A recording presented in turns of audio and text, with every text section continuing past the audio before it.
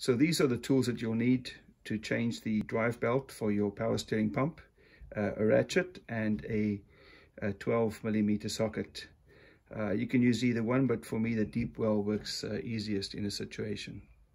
So to replace this power steering drive belt here, we need to loosen that lock nut, and then we need to move the power steering pump upwards to loosen the tension and be able to take that off.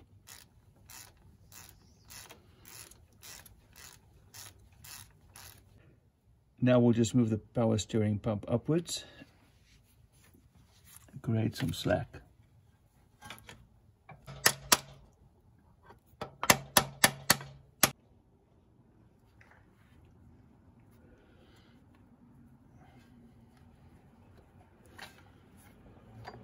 And now the whole belt just comes off.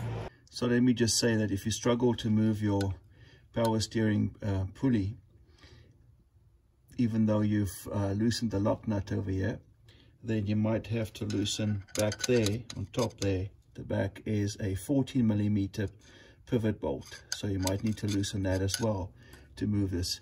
In my case, I didn't need to do that, so I was fortunate. Now it is time to put your power steering drive belt on. It goes on the back of the pulley here.